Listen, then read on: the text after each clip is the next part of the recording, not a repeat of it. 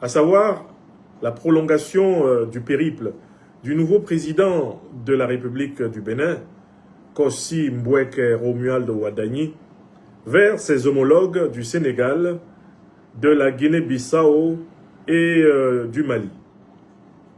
Bien sûr, on pourrait être tenté de se demander quel intérêt a-t-il de se rendre en particulier au Sénégal, quel intérêt a-t-il de se rendre en particulier en Guinée-Bissau, quel intérêt a-t-il de se rendre en particulier au Mali.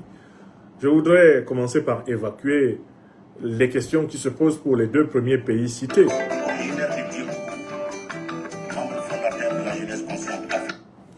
Le Sénégal et la Guinée-Bissau font partie de la même organisation régionale que le Bénin du président Kossi Mboueke Romuald Ouadani. Ce sont des pays de la CEDEAO comme le Nigeria, comme la Côte d'Ivoire, comme le Ghana.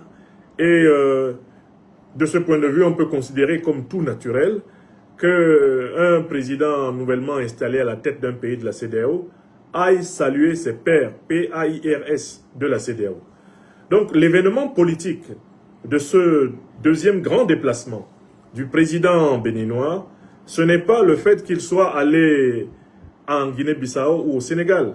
Globalement, on sait ce qui se passe en Guinée-Bissau. Le général Hortan Tam, qui a fait le coup d'État pro-français et en complicité avec l'ancien potentat du lieu, Umaro Sissoko Embalo, alias Guterres Madi. Le général Hortan Tam n'a rien de nouveau à apprendre à Kossi Mboueke Romuald Ouadani, le président béninois. On sait que c'est un général d'opérette qui a été fabriqué par la France-Afrique pour bloquer le processus populaire, le processus d'expression populaire du peuple bissau-guinéen.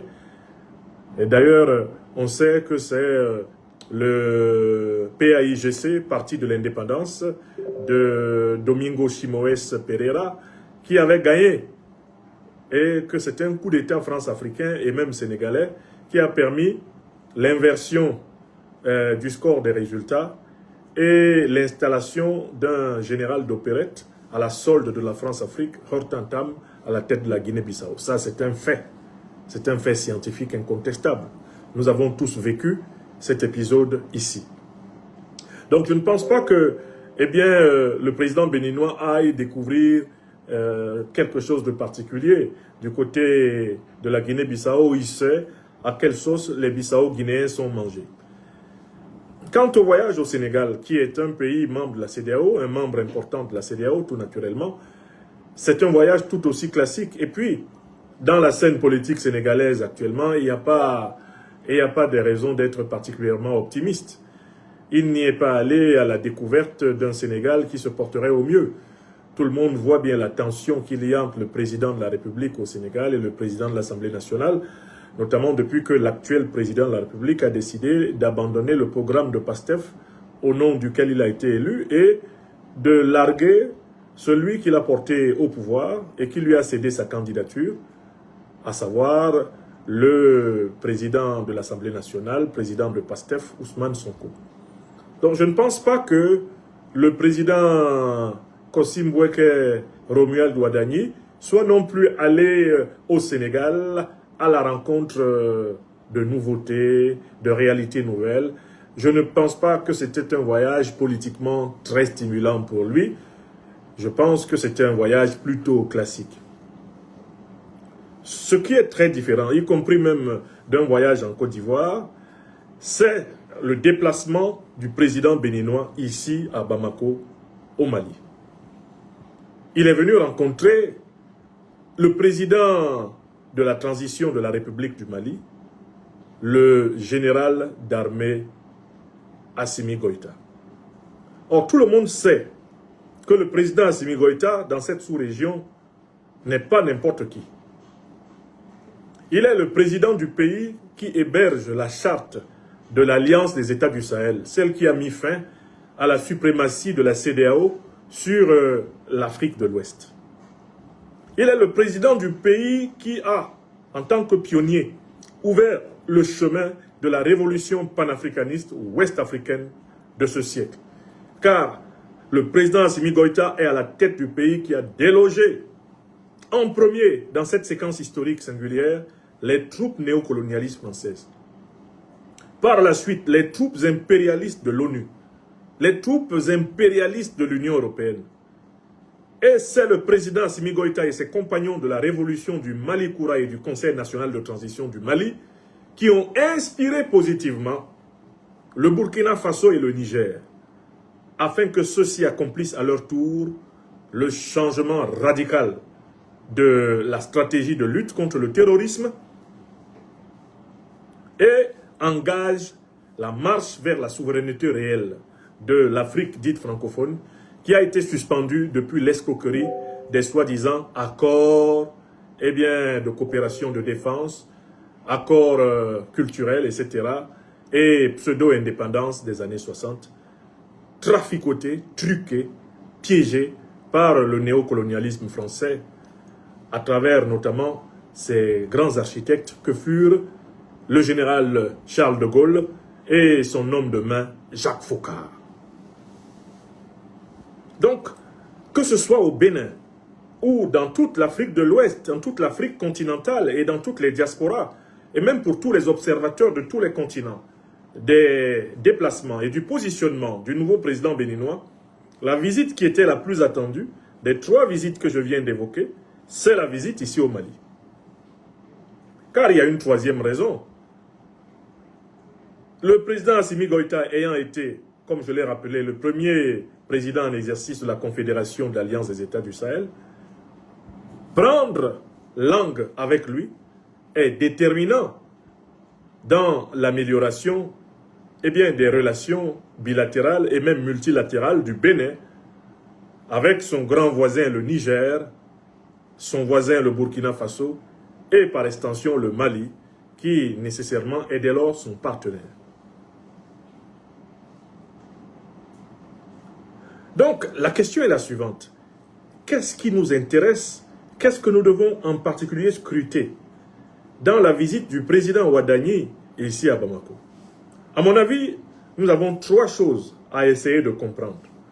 Nous devons nous efforcer de lire entre les lignes de toutes les déclarations qui ont été faites de part et d'autre ici à Bamako, lors du passage du président Kossi Mboueke Romuald Ouadani, nouveau président béninois. Premièrement, il est venu dans le pays qui a entièrement révisé la doctrine de la lutte antiterroriste. C'est le Mali qui, le premier, a montré que on ne peut pas combattre le terrorisme en Afrique en s'appuyant sur les puissances qui l'ont installé. Quelles sont les puissances qui ont installé le terrorisme en Afrique? Ce sont les puissances de l'OTAN. Celles qui ont saccagé la Libye et assassiné Kadhafi en 2011, dont notamment les États-Unis d'Obama, la France de Sarkozy et la Grande-Bretagne de David Cameron. Quelles sont les puissances qui déstabilisent le Sahel? Ce sont les puissances qui précisément ont créé les 2 principales organisations terroristes sahéliennes qu'on retrouve dans le golfe de Guinée et maintenant dans le bassin du Zambèze et jusqu'aux portes de l'Afrique du Sud.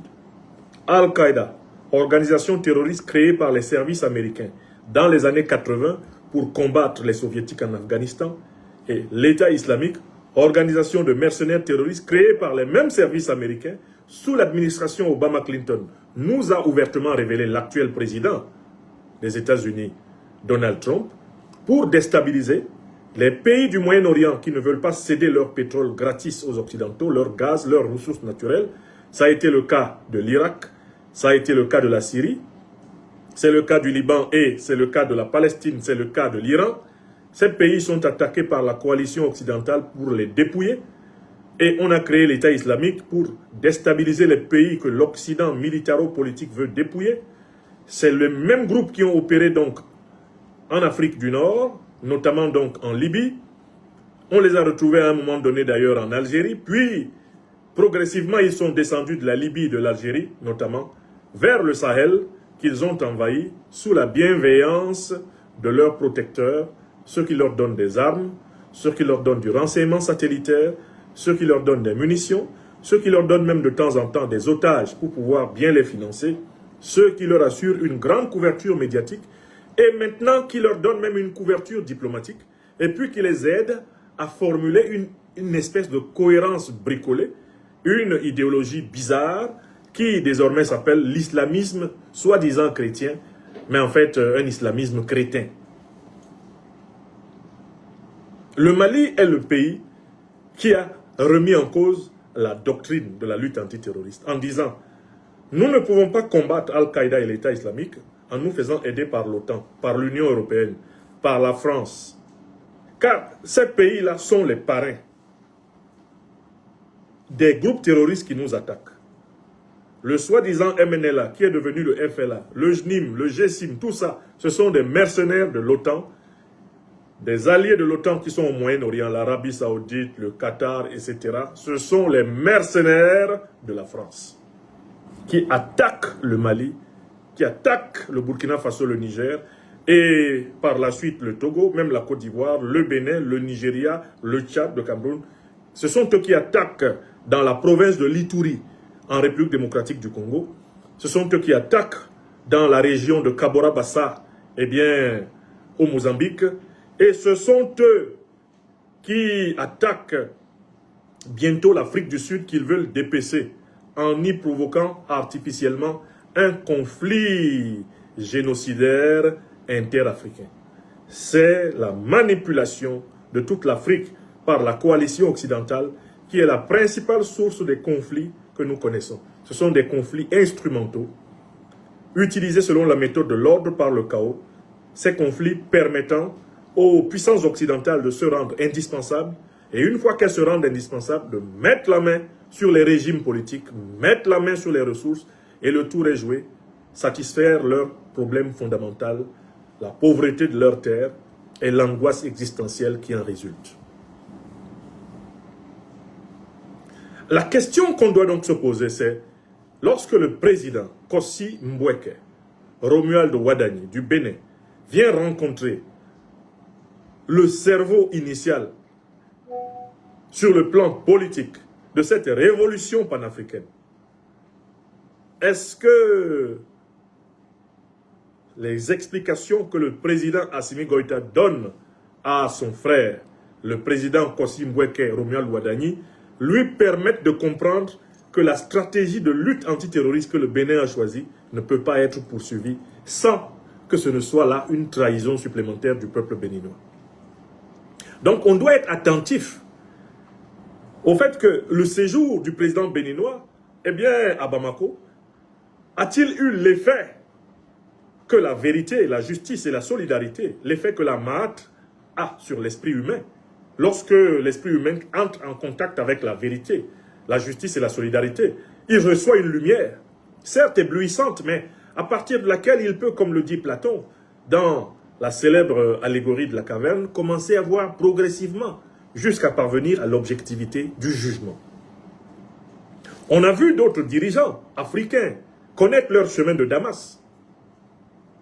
C'est lorsqu'une délégation de l'armée nigérienne, alors dirigée par celui qui était le chef d'état-major de l'armée du Niger, le général d'armée Salifou Modi, est venue au Mali, quand elle a été briefée par les dirigeants maliens sur les enjeux de la lutte antiterroriste, c'est cette délégation de l'armée nigérienne venue rencontrer le président Assimi Goïta et par la suite rencontrer le président Ibrahim Traoré à Ouagadougou. C'est cette délégation de l'armée nigérienne qui a constitué le noyau de la révolution nigérienne. Parce qu'ils sont venus discuter avec leurs frères au Mali, que le président Assimi Goïta leur a exposé carte sur table toutes les preuves irréfutables de la nature profonde de la déstabilisation que le continent subissait, que ses frères d'armes du Burkina Faso et du Niger ont dit très bien. Ce que vous dites, nous l'avons vérifié chez nous, au Burkina. Les Nigériens ont dit, ce que vous dites, nous l'avons vérifié chez nous, au Niger. Donc, votre révolution et la nôtre ont le même but. Rendre sa souveraineté à notre peuple. Nous devons nous unir, car nous avons le même objectif et la même compréhension. Est-ce que le président Kossi Mbweke, Romuald Ouadani, va sortir de Bamako, un peu comme Saint Paul sur le chemin de Damas. Avant de rencontrer eh bien, le Christ sur le chemin de Damas, nous raconte la Bible chrétienne, Saint Paul ne s'appelait pas Paul, il s'appelait Saül. Et il était un persécuteur de ses propres frères. Mais quand il fit la rencontre du Fils suprême de Dieu, raconte le texte biblique, Saint Paul connut une conversion, un changement. Est-ce que Bamako sera le chemin de Damas? Eh bien, du président Kossi Mboueke, Romuald Wadani, voilà la question. Si Bamako, si Niamey, si Ouagadougou sont les chemins de Damas du président béninois, la décision qui va tomber dans les prochains jours, c'est l'appel au retrait total des troupes françaises du sol béninois. Nous avons un critère expérimental, scientifique, imparable. S'il a bien compris ce que les présidents Tiani, Traoré et Goïta lui ont expliqué, nous savons que la conséquence, c'est qu'il va signer le bon décret. Il va signer le bon décret. Et il sait que c'est ce qu'il a à faire. Marcher dans les pas du grand Mathieu Kérékou. Marcher dans les pas du roi Béhanzin. Marcher dans les pas du roi Glélé. Marcher dans les pas des Amazones du Dahomey. Le président Kossi Mboueke, Romuald Wadani, après avoir visité les 3 pays de l'AES, ne peut pas ne pas être confronté à cette question cruciale. Je continue à combattre les terroristes dans mon pays en me faisant aider par les puissances qui sont leurs parrains, ou je me sépare de ces puissances. Je m'unis à mes frères du Sahel et je combats le terrorisme. Voilà la question. Bien sûr, si on regarde les déclarations diplomatiques qui ont sanctionné la visite du président béninois à Bamako, on verra que ces déclarations sont toujours frappées du coin de la tournure. Mais on verra aussi, et c'est incontestable, j'ai déjà vu quelques déclarations qu'il y a eu, que la question centrale, c'est la compréhension des enjeux de la lutte antiterroriste, la question de la sécurité. Si la question de la sécurité est résolue, alors pourra être abordée sérieusement la seconde question qui se pose et qui s'impose. C'est la question de la coopération économique, non pas simplement entre les pays de l'AES en général et les pays de la CEDEAO, mais c'est la question de la réhabilitation potentielle du port de Cotonou. Le président Kossi Mboueke Romuald Wadani arrive au pouvoir avec un Bénin en chute libre. Pourquoi? Parce que la politique néocolonisée, la politique ostraciste, la politique agressive du président précédent Patrice Talon a vidé le port de Cotonou, a effondré une bonne partie du tissu économique béninois dont l'activité tournait autour justement de l'import-export des marchandises du Niger et potentiellement par là des marchandises du Burkina Faso et même des autres pays de la grande zone eh bien, AES. Si la question sécuritaire est résolue, car elle est la clé, elle est le verrou de tout, le port de Cotonou peut retrouver, pas la totalité, mais au moins une partie importante de son chiffre d'affaires perdu dans les errances et les hérésies de Patrice Talon. Donc, le président Kossi Mboueke Romuald Wadani joue là le va-tout de la relève, du relèvement du port de Cotonou. Il joue là le va-tout de la remise en valeur eh bien, de la position stratégique du Bénin comme porte d'entrée et de sortie des biens et des services par rapport au grand océan Atlantique. S'il rate la question sécuritaire, il va rater dans la foulée la question économique. Et s'il rate la question économique, il s'ensuit qu'il va être confronté dans la gestion du Bénin à une situation socio-économique tendue, qui, comme on le sait, est souvent le lit des troubles politiques. Donc, on attend de voir.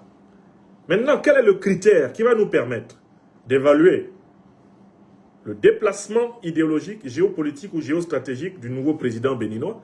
Mais ce sont les évolutions de la commission mixte bénino-nigérienne ou nigéro-béninoise qui a été mise en place par les deux chefs d'État.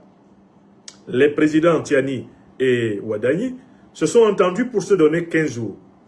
avec une commission mixte qui doit donner des recommandations afin que soient levés tous les obstacles qui empêchent l'ouverture de la frontière entre le Bénin et le Niger et par conséquent qui permettent de redésenclaver complètement le port de Cotonou par rapport au hinterland de l'AES.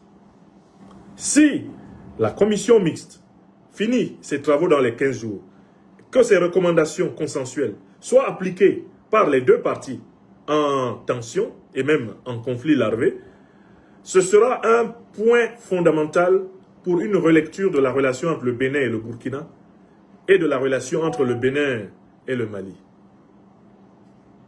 Il n'y a aucun doute qu'il y aura un effet domino positif si la commission mixte Bénin Bénin-Niger réussit ses travaux, si la frontière nigéro-béninoise est ouverte, je vois fleurir une coopération extrêmement riche, extrêmement positive entre le Bénin et tous les autres pays de l'AES. Enfin, il faut voir que le président Kossimbweke Romuald Wadani fait également cette visite pour arrondir les angles, pour apaiser l'environnement de son pays. Mais il faut constamment aussi l'observer sur un autre point. Jusqu'où pourra-t-il s'éloigner des fondamentaux de son prédécesseur et mentor et tuteur, qui dans le système politique béninois conserve encore un très grand pouvoir? Jusqu'où pourra-t-il s'en affranchir? Jusqu'où Patrice Talon, qui a modifié le système institutionnel, constitutionnel béninois pour se donner, à travers le Sénat, une position de force, jusqu'où Patrice Talon s'accommodera-t-il des innovations de son successeur? Pendant que le président Wadani fait ses gestes positifs d'apaisement, il doit surveiller, et il surveille en permanence, le satisfecit de son prédécesseur, qui, bien qu'ayant quitté, formellement le pouvoir, n'en conserve pas moins une très grande capacité d'action, voire de nuisance. Donc, le président béninois navigue entre deux forces. Le néocolonialisme, incarné par son prédécesseur, et dont il fut d'ailleurs lui-même le ministre, et le panafricanisme incarné par l'AES. L'Afrique tout entière observe le nouveau président béninois pour voir laquelle des deux forces l'emportera. Parce qu'il est impossible de tenir à moyen et à long terme dans le jeu qui consiste à vouloir à la fois satisfaire le néocolonialisme et le panafricanisme. La crise politique sénégalaise est là pour nous rappeler que ceux qui veulent jouer sur les deux tableaux finissent par se déchirer les fesses. Ceux qui veulent s'asseoir entre deux chaises finissent par laisser une fesse sur chacune des chaises. Comme le disait l'ancien ministre de l'Éducation nationale de Côte d'Ivoire, le regretté Bala Keïta, un pied dedans, un pied dehors, c'est dehors. On peut, quand on vient d'accéder au pouvoir, faire naître un grand espoir, celui de mener une politique qui réponde vraiment aux aspirations les plus populaires dans son peuple. Mais il y a des contraintes qui sont liées à la manière dont on est arrivé au pouvoir, qui sont liées aux personnes auxquelles on doit le pouvoir. Et j'ai commencé à observer des grincements de dents à Paris. La presse néocolonialiste française a commencé à mettre des coups de pioche, des coups de marteau, des coups de râteau dans le dos du nouveau président béninois. Il a commencé à recevoir de la part de la Macronie des avertissements sans frais. C'est-à-dire qu'au départ, on a pu dire c'est un super coup de bluff, il se la joue bien, laissons-le faire. Mais au fur et à mesure qu'il va aller maintenant dans l'action, imaginons par exemple un succès de la commission mixte bénino-nigérienne, aboutissant au départ complet des troupes françaises du sol béninois. Mais le jeu politique béninois va changer de nature. Donc nous sommes, nous autres, observateurs politiques, critiques et analystes de la chose politique, nous sommes très attentifs à la manière dont le nouveau président béninois va naviguer. Pendant combien de temps va-t-il se promener entre le néocolonialisme et le panafricanisme? À quel moment il va devoir prendre la décision? Parce qu'il y a toujours une décision à prendre. À un moment donné, on est obligé d'être dans un camp. À un moment donné, quelques présidents malins qu'on soit, quelques rusés qu'on soit, on s'aligne derrière le néocolonialisme ou derrière le panafricanisme. Et on combat en unité, en union avec les siens. Moi, je ne crois pas en cette théorie politique selon laquelle on est l'ami de tout le monde. Aucun pays normalement dirigé ne peut être l'ami de tout le monde. La formule l'ami de tout le monde est une tromperie. Par exemple, on ne peut pas être l'ami des pays qui veulent détruire votre pays.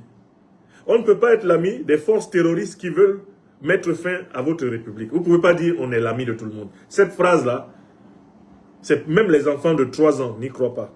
Dès qu'un enfant est allé à l'école maternelle là, et qu'il s'est promené, il s'est promené dans la cour de récréation, il sait que personne ne peut être l'ami de tout le monde. Personne, aucun être humain ne peut être l'ami de tout le monde.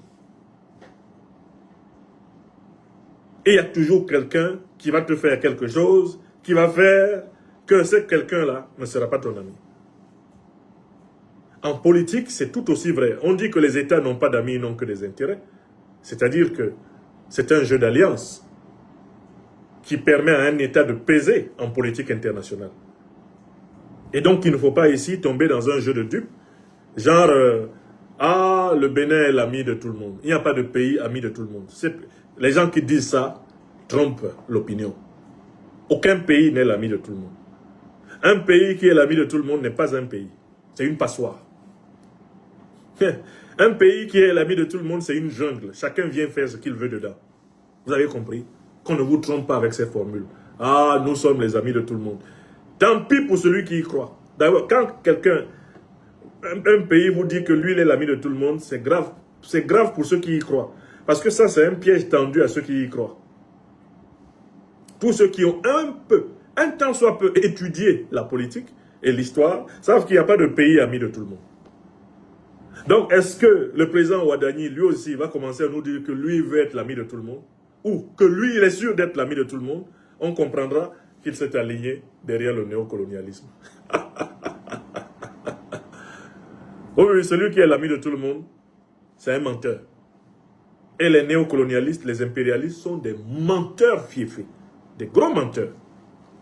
Je me souviens d'une intervention de l'autocrate de mon pays natal, Biya Paul. On lui demande, mais il y a de plus en plus de marchés qui échappent à la France. C'est la presse française qui lui demandait ça. Il y a de plus en plus de marchés qui échappent à la France au Cameroun. Comment vous pouvez expliquer ça? Hein? Et le Cameroun est l'ami de tout le monde. On ne prend pas quelque chose à quelqu'un pour donner à quelqu'un d'autre. Chacun a sa place chez nous. Il disait ça aux journalistes français et il pensait même que certains d'entre eux pouvaient le croire. Ils l'ont regardé en disant, quel menteur. C'est nous qui l'avons vraiment formé. Quel menteur. Comment tu peux être l'ami de tout le monde? Est-ce que toi-même dans ta vie toi-même là, tu es l'ami de tout le monde? Dans ta famille là, est-ce que tu peux être l'ami de tout le monde? Ta famille élargie, tu peux être l'ami de tout le monde. Commençons par là. Tu as fait des établissements scolaires, tu étais l'ami de tout le monde. Tu as travaillé en entreprise, tu as travaillé dans les administrations, tu étais l'ami de tout le monde. Et puis c'est en politique que ça va arriver comment? Même ceux qui nous ont été présentés par les principales religions comme des saints, ils n'étaient pas les amis de tout le monde. Et tout le monde ne les aimait pas. Donc il faut renoncer à ce mythe-là, être l'ami de tout le monde. Ce mythe-là, c'est la théorie de la prostitution politique. Seuls les prostituées politiques sont les amis de tout le monde. C'est du djandjouisme. Ce n'est pas de la politique au sens noble de service sacerdotal des intérêts suprêmes d'une nation, d'un peuple. Quand vous choisissez de servir votre peuple, vous aurez les ennemis que vous méritez. Les ennemis de votre peuple vont vous combattre. Ne soyez pas étonnés de cela. Si d'ailleurs on ne vous combat pas, sachez que vous n'êtes pas en train de défendre une juste cause. On ne combat dans ce monde que ceux qui défendent les justes causes. Quand vous défendez une juste cause, on vous combat. On vous combat. Les causes insignifiantes, les causes qui n'ont aucune valeur, on ne les combat pas. On combat ceux qui défendent les justes causes. Et ceux qui défendent les justes causes combattent ceux qui empêchent les justes causes.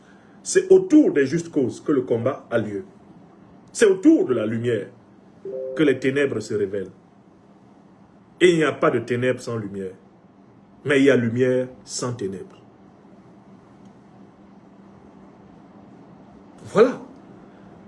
Donc il ne faut pas que les gens tombent dans deux travers, et je conclus par là. Avec les déplacements du président Ouadani, il y a deux travers qui nous guettent. Premier travers, on tombe dans le Ouadani optimisme. Oh, c'est un président. Oh, il est intelligent. Oh, il est brillant. Oh, il est sage. Ce n'est que le commencement.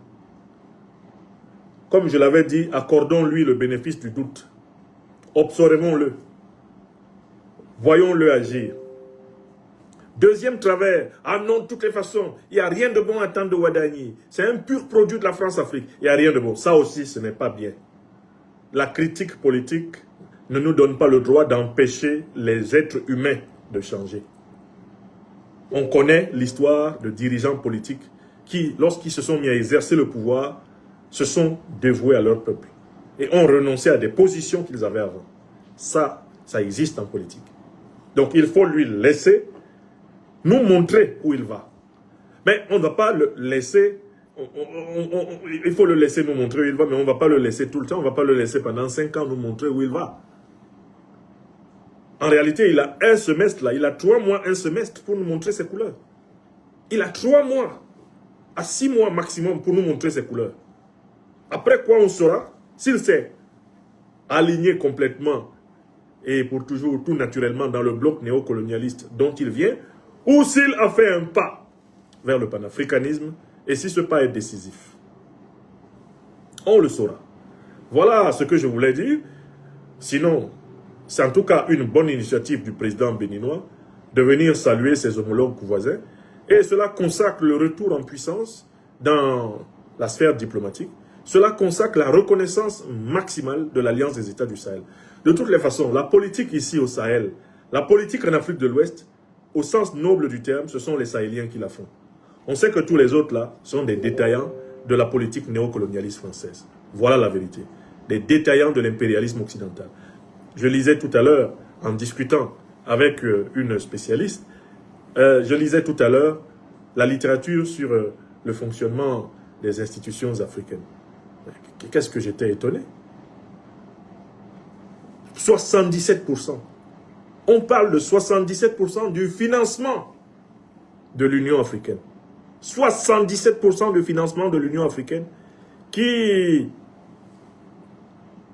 viennent de l'étranger. Mais comment on peut appeler même cette organisation Union africaine? Comment on fait même pour appeler ça Union africaine? Et c'est de cette maladie que souffre la CEDEAO. Et ce sont ces maladies héréditaires, chroniques, que l'Alliance des États du Sahel a refusées. Et contre lesquelles elle est née, pour montrer le chemin de la vraie souveraineté africaine. Que Dieu bénisse l'Alliance des États du Sahel et que la lutte continue pour la souveraineté réelle dans ce continent. Voilà mes chers amis, les réflexions que je voulais vous proposer. À propos de la visite du président Kossim Bouéké Romuald Ouadani en terre bénie africaine du Mali.